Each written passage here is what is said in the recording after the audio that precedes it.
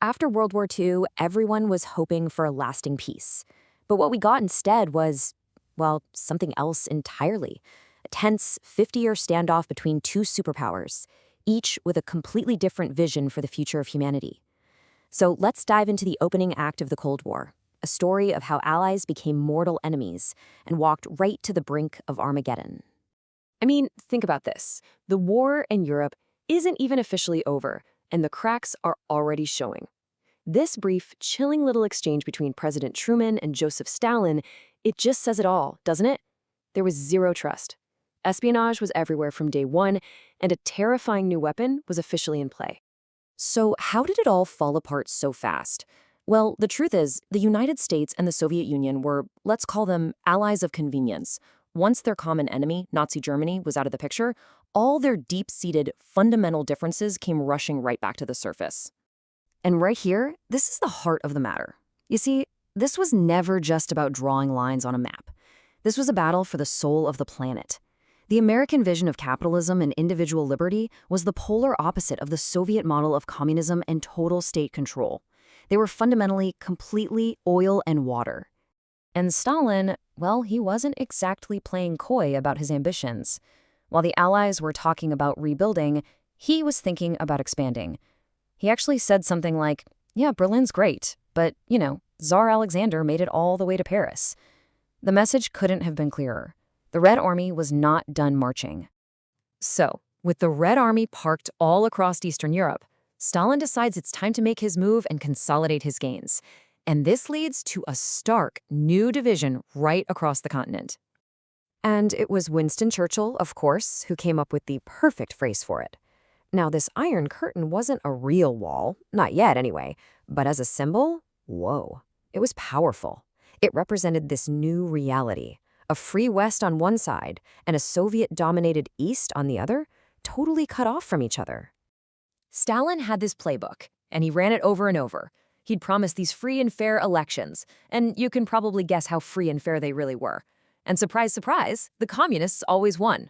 One country after another, Poland, Hungary, Czechoslovakia, he installed loyal puppet governments, creating this buffer zone he called the Eastern Bloc. So the West is watching all this absolutely horrified. The time for playing nice was over. This was now a global chess match, and the US came up with a whole new strategy: containment. And this right here is a huge turning point. The Truman Doctrine was basically America drawing a line in the sand and saying, no further. The US promised to help any free country fighting off a communist takeover. For a lot of people, this very moment was the official bells and whistles start of the Cold War. But how do you fight an ideology like communism? Well, America's big idea was money. A lot of money. $12 billion. To put that in perspective, that was a staggering amount back then, and it was all poured into what we know as the Marshall Plan, based on one simple idea: people in healthy economies don't vote for communists. Stalin, of course, saw this exactly for what it was: a full-on economic assault. So he hits back with his own version, called Comecon.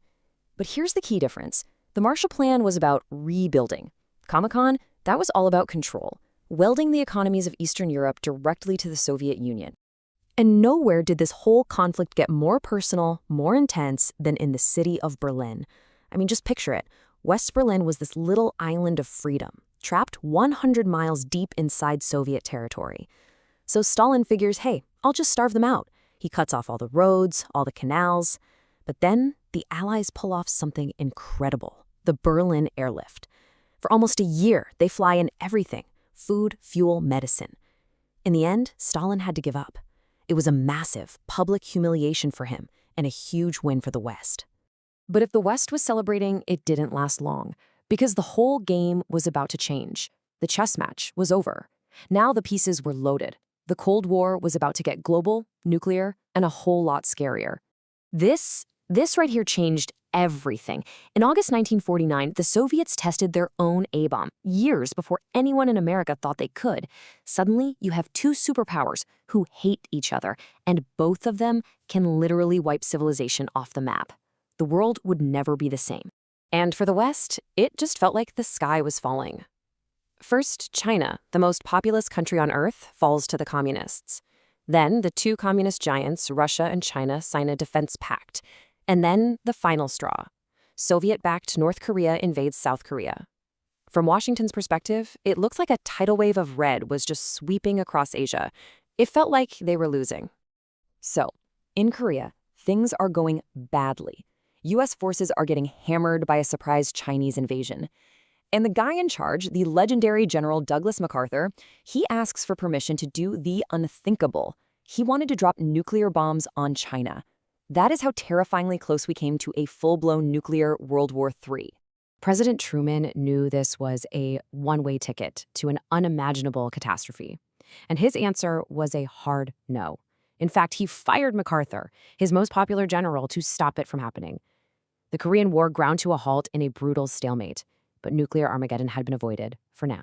Then, in 1953, Stalin dies. And for a second, the whole world kind of holds its breath. Is this it? Is this the thaw we've been waiting for? Well, his successor would have an answer, and it would culminate in the most infamous and powerful symbol of the entire Cold War. The new guy, Nikita Khrushchev, he gets up and he actually denounces Stalin. He starts talking about de-Stalinization and giving people more freedom. For a moment, it really seemed like things might be about to change for the better. People started to feel a real sense of hope. Yeah, about that hope. It turns out greater freedom was just talk.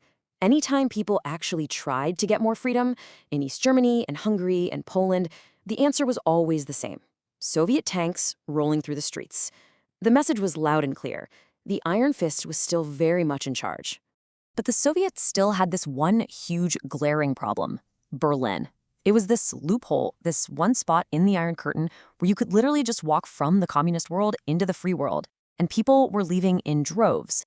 We're talking doctors, engineers, scientists. It was a massive brain drain, and it was absolutely crippling East Germany.